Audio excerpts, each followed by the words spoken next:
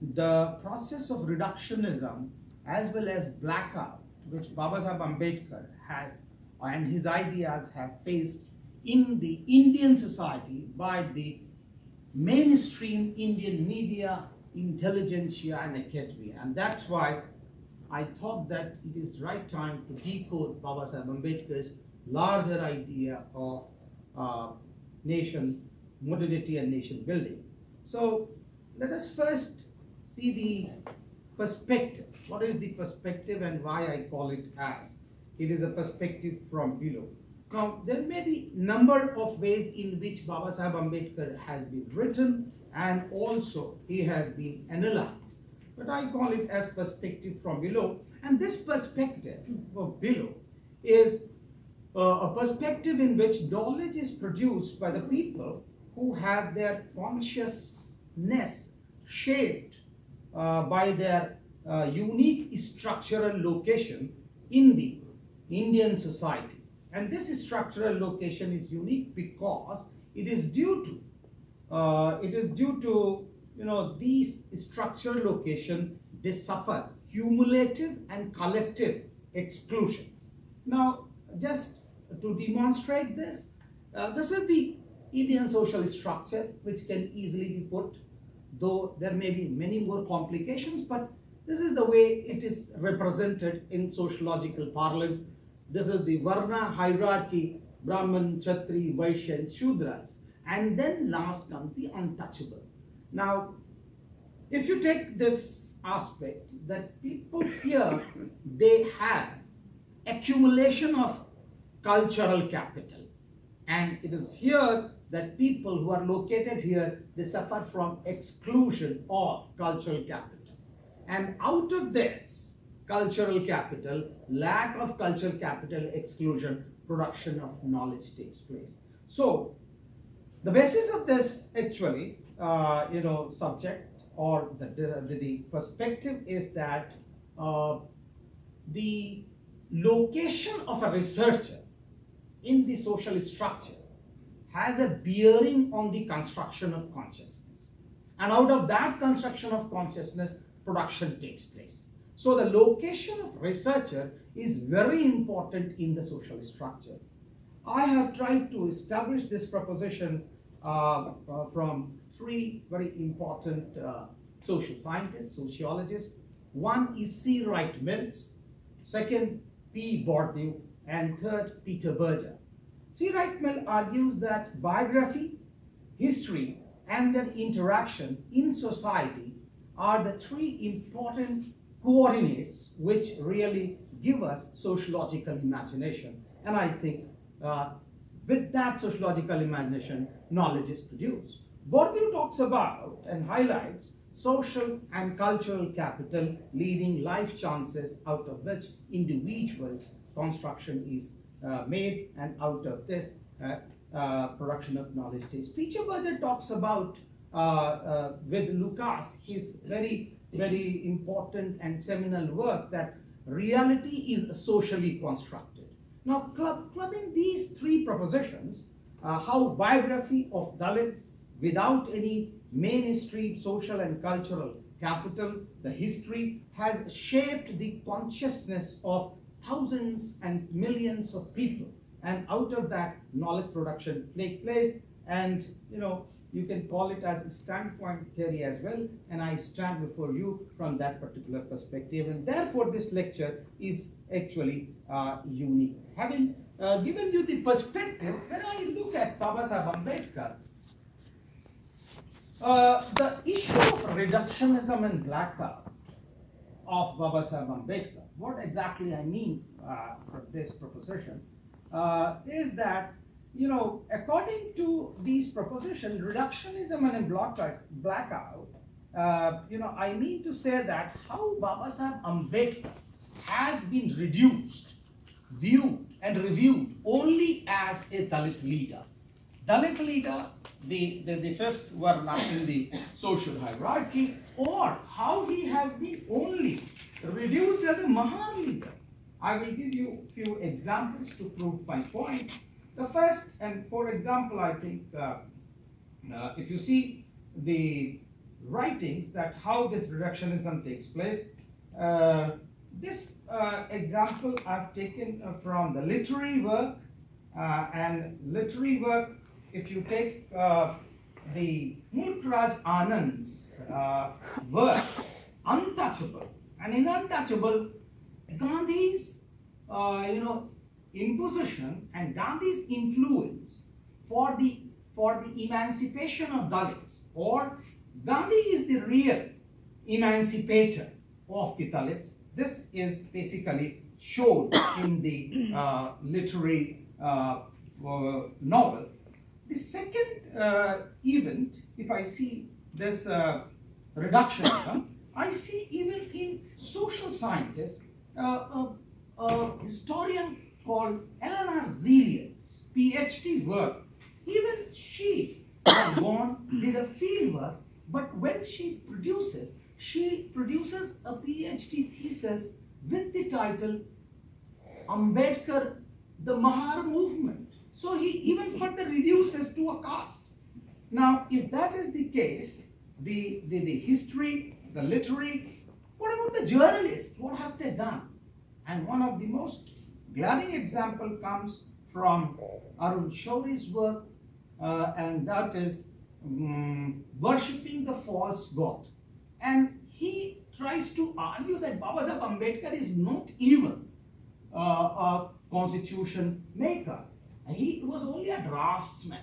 This is the language he uses. Now, if this is the process of reductionism, what about process of blackout? Let us take a few more examples to prove the point. This time, I take a very seminal film, or epic, or historical film, produced by none other than Richard Attenborough, and the name is Gandhi. Richard Attenborough, of course, produced Gandhi on a massive scale with 200,000 say budget, and in that, if you really watch the whole film, not even one frame Ambedkar appears. There is total blackout of Ambedkar.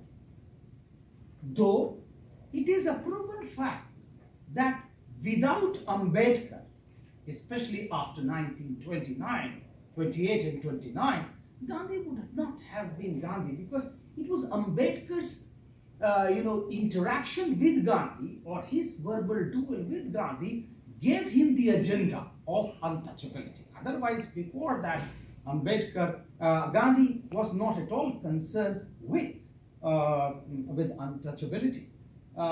Later on, but when we see Jabbar Patel's Ambedkar, in which Gandhi appears everywhere, every moment. Now, if Gandhi is not, if Ambedkar is not relevant in the film of Gandhi, then how Gandhi is relevant in Ambedkar's film? So this question is basically that how to evaluate Ambedkar, how to understand Ambedkar independently without any reference to the other towering personalities. Now, if this is the example of blackout, let us also, I've given you the novel, but the 2014 work of Arundhati Roy's introduction to Babasaheb Ambedkar's Annihilation of Caste. Now, Annihilation of Caste is an essay by Babasaheb Ambedkar whose introduction is much larger by Arundhati Roy, and in which she tries to argue that, look, I want to popularize annihilation of caste, Babasaheb Ambedkar's writing. So there is a need that you don't refer to the real works of Babasaheb Ambedkar, and this whole reductionism to Babasaheb Ambedkar again to caste. So that is, the two very dominant tendencies in Indian academia, media, and intelligentsia. On the one hand, there is a reductionist process, and on the other hand, there is blackout process. And therefore, I thought that it is time that decoding Babasaheb Ambedkar's this process is very, very important. Now, if these are the examples to prove the point that there is general pattern of reductionism and blackout of Babasaheb Ambedkar, are there any other processes by which we can really prove the point that there is this process of reductionism and blackout?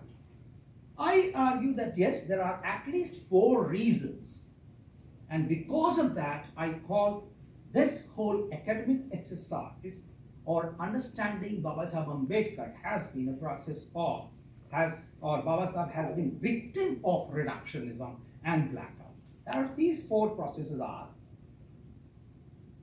Just let us evaluate how or the way Babasaheb Ambedkar followers have tried to analyze Babasaheb's personality.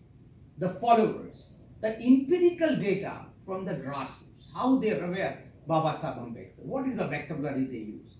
Second, the way he has been appreciated by foreign authors. To give some examples, I'll quote that also. The Western social scientists, and last but not the least, the types, the epistemology and perspective of his thought. If we take these 4 aspects and try to understand Babasaheb Ambedkar, we will see that the process of reductionism and blackout is writ large.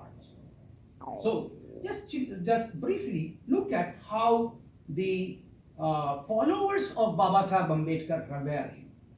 What is the nomenclature they use to call Babasaheb Ambedkar? Nowadays, he is called as Bodhisattva, Bharat Ratna, Babasaheb Dr. Bhim Ambedkar. That means, his religious achievements, his the civil achievement for the conferment of the highest civilian award as Bharat Ratna, and then his academic qualification, and of course the whole reverence of his followers, all is clubbed together in the way Babasaheb Ambedkar is referred in hustings, in meetings, in seminars and conferences. So, but the academic world doesn't see this. They only talk about Babasaheb Ambedkar as Messiah of the Dalit leaders, or he is talking about caste. They don't see that, no, he is a Bodhisattva also. He is also the Bharat Ratna. He is also a doctorate, a PhD. I think this whole totality has to be brought in if we want to really understand Babasaheb Ambedkar. Now, it is, if this is the informal way, if this is the way Babasaheb Ambedkar is revered, let us see how in the formal way Babasaheb Ambedkar has been analyzed and how he has actually different types of qualities have been highlighted. I take his letter, that felicitation letter of LLD, and the type of qualities, and 65 years back in the institution like Columbia University, let us see the words which they use, and as you have just said that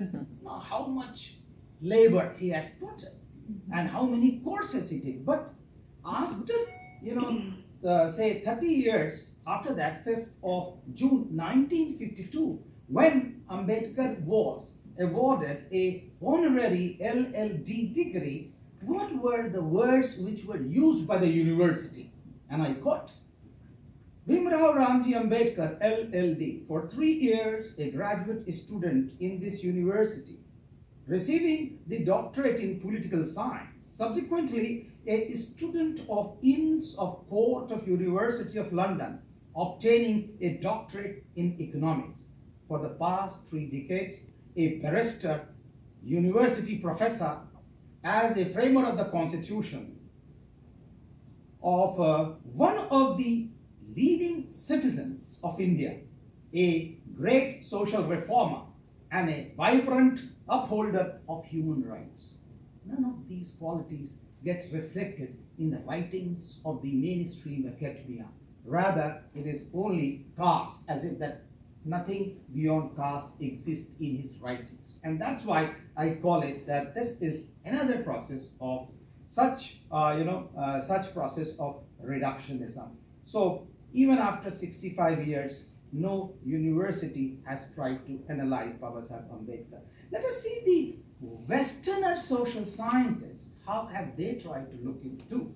And this is very recent works which are coming up. Cosimo Zene of SOAS has edited a volume. Cosimo Zene has edited a volume where he compares Babasaheb Ambedkar with Antonio Gramsci. And of course, there are 14 scholars which have contributed in that edited volume. I'm not going in detail about that, but just to give you that how his larger ideas are being now equated at the international level, but is still no hope at the national level. Now, the second, especially the second reference which I want to quote is Perry Anderson's Indian Ideology. And Anderson has tried to look at least two aspects of Babasaheb Ambedkar. One, his academic achievement again, and here he tries to compare Gandhi, Nehru and Ambedkar. And then he has also tried to evaluate his political vision, that how visionary Babasaheb Ambedkar was. Now, just to quote him, Gandhi did not claim much book learning. Nehru, on the other hand, enjoyed higher education. Gandhi lacked. I'm talking about Mohandas Karamchand Gandhi because there are many Gandhis now in India. So I'm talking about Mohandas. So Gandhi lacked. It would be unfair to compare Nehru to Ambedkar. Intellectually, head and shoulder above most of the Congress leaders, in part due to far more serious training at LSE and Columbia to read whom is to enter in a different world, Anderson, unquote. Now, if that is what Anderson has to say about his academic credentials, let us see what he has to say about his political vision, the foresightedness. According to Anderson, when Gandhi, Nehru, Patel, and the whole Congress and even Muslim League had no clue about the outcome of India's struggle for independence, Ambedkar alone had a solution of the Hindu-Muslim conflict. In his own words, and I quote, Ambedkar in 1944 published the only serious work which would determine the outcome of the struggle for independence. Pakistan or Partition of India, whose references range from Renan to Acton to Carton, from Canada, Ireland to Switzerland, stand a devastating indictment of intellectual poverty of Congress and its leaders. Critical of Muslim introversion, alert to Savarkar's Hindutva, contemptuous of myth of pan-religious amity, Ambedkar did not, and I underline again, Ambedkar did not advocate separation of the two communities, but he proposed referenda to determine popular wishes, and in the event that Muslims insisted on it, sketched the boundaries of the two nations as well. So this was the foresightedness which has been highlighted by a foreign historian.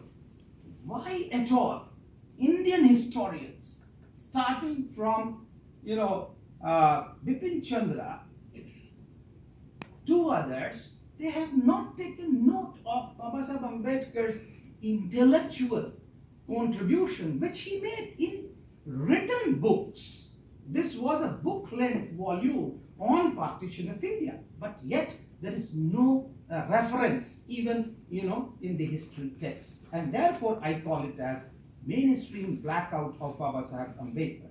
Now let us now understand very briefly about the the differentiates epistemology and perspectives involved in the production of thought of Babasaheb Ambedkar to prove the point that how his larger ideas, larger views have not been incarnated. I'm just rushing briefly just to give you a canvas because there are students who might be interested, so I may be a little bit pedagogical so that actually I can put my point.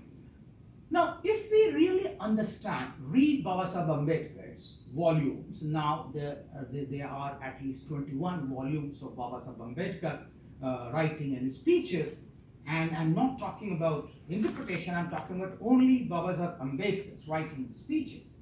If we look at these, I find 10 shades of social thought, of 10 shades of thoughts of Babasaheb Ambedkar, starting from social, political, economic, religious, gender, educational, legal, developmental, and of course, thought for marginalized communities. Now, this is the suggestive list. You can definitely do more research and evolve from his writing and speeches what other vantage point you have. But as a social scientist with the limited acumen, I could only look these thoughts, and I have written extensively on this, but I'm just quoting for our listeners. The epistemology of Babasaheb Ambedkar's thought. Babasaheb was, of course, against the speculative philosophy. He did not produce the literature only on the basis of speculative philosophy. Rather, he had empirical data. And when we read, there are at least 8 sources through which he has tried to accumulate his knowledge. These sources are archaeological sources, second, Indological sources, governmental reports and documents, reports of the British committees and commissions, then newspaper clippings starting from Times of India, 1930s, 20s, 30s, he has referred. And of course, books and journals. You know, he had his own library, and you see his references as somebody has just referred, Anderson from Renan to Acton to Carton. Direct observation. You know, Babasaheb Ambedkar did not only bring his experiential reality, rather he also went to look into the atrocities and exclusion of his people. Last but not the least, his people's perception, how peoples view the problem, and therefore he incorporated those elements when he used to have his own hustings, his own meetings, his own social meetings. You know, he had them. Now, having given you this epistemological basis of his knowledge, let me see the perspective and approaches in Babasaheb Ambedkar's writing and speeches. At least 4 approaches I have, have tried to discover. One is, of course, Babasaheb Ambedkar has a civilizational approach. Second, he has historical understanding of institutions, and therefore there's a historical approach involved in this. Corollary to this is he also has evolutionary approach in his understanding. And last but not the least, he had comparative perspective as well. Just to quote the last point, that, the comparative perspective. Just to give you this example, that how he really used this comparative perspective, specifically when he was trying the idea of which religion to go. And really, he tried to compare world religions. World religions not only through the religious texts, but he read, as you were just suggesting, that he had 6 papers of sociology. He read Durkheim, he read Weber, and also he had Max Muller. Now, not only that, he quotes extensively from science of religion at that time, and therefore he compares the religions of the world and then tries to decide. Not only that, the second example comes when he tries to understand India's untouchability. He looks into slavery. He looks into Roman slavery and then goes on to look into American slavery and then try to have a comparative picture. Of course, the constitution is writ large. He looks at different constitutions. At least he quotes 7 types of constitutions. He has looked from Ireland, American, Canadian, Australian, South African, and at that time there was some other very, very seminal constitutional work which had come. Having discussed this perspective of lectures, process of reductionism, blackout, larger ideas of thought, we have seen the 4 other bases through which that reductionism has taken place. Now let us turn to this important aspect of idea of modernity and nation building.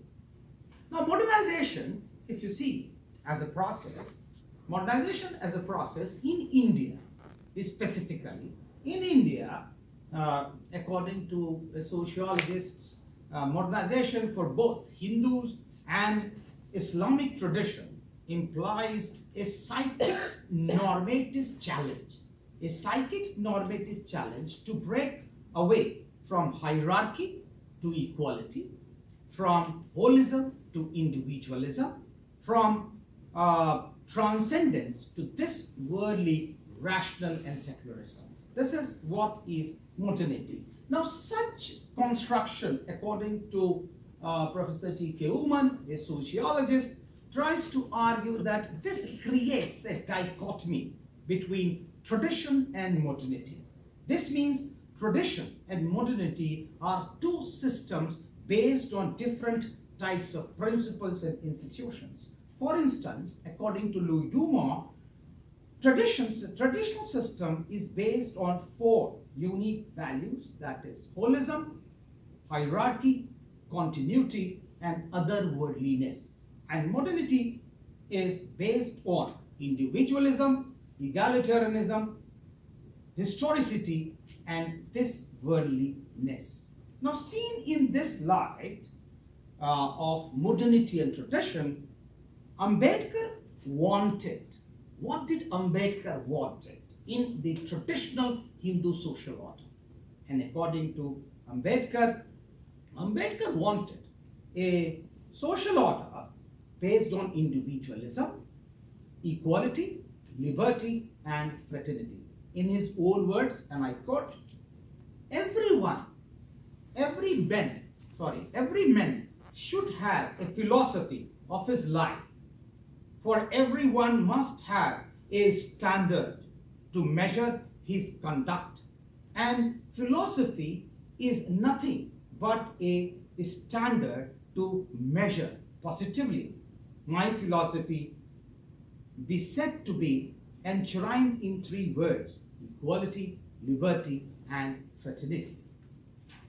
Not only that, along with this 3 cardinal principles of equality, liberty, and fraternity, Ambedkar in other place, in his seminal essay on unique and essential features of Hindu social order, tried to argue that there is no place for individual in the Hindu social order.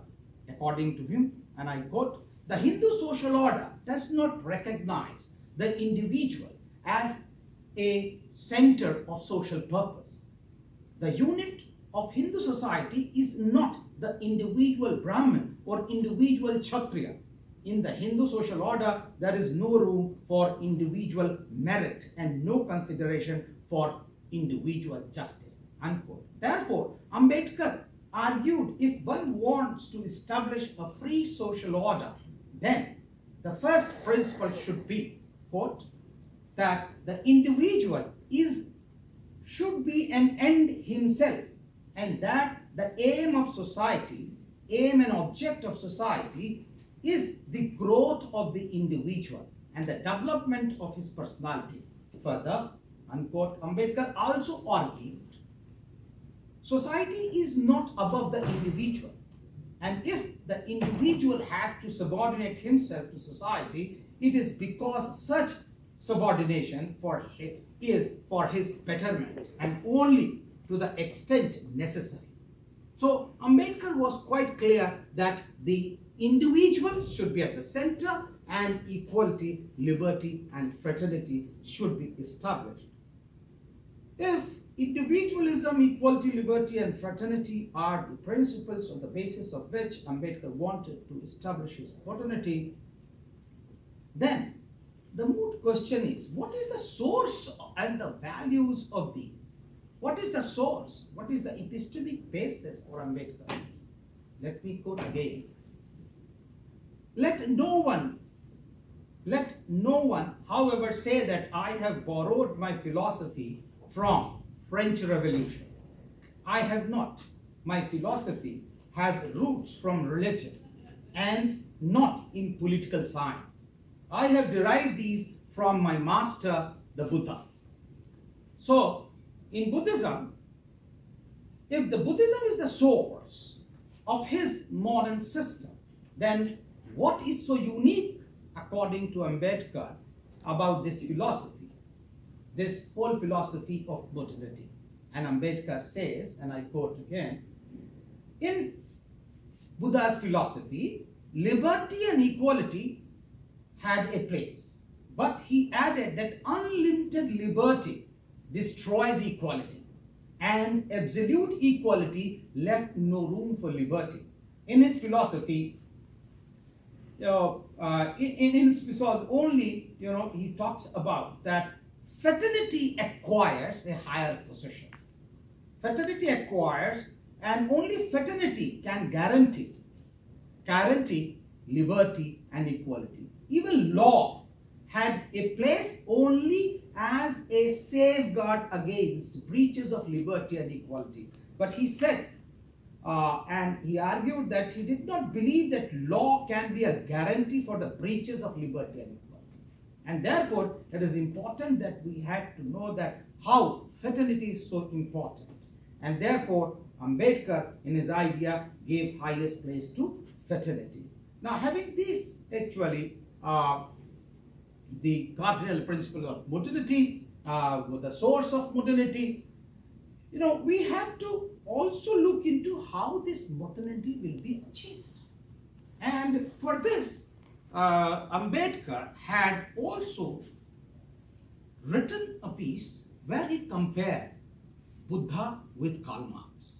And it is here, Buddha with Karl Marx, that he argued that how Buddhist ideology or Buddhist idea is a modern idea which has really created revolution and has made a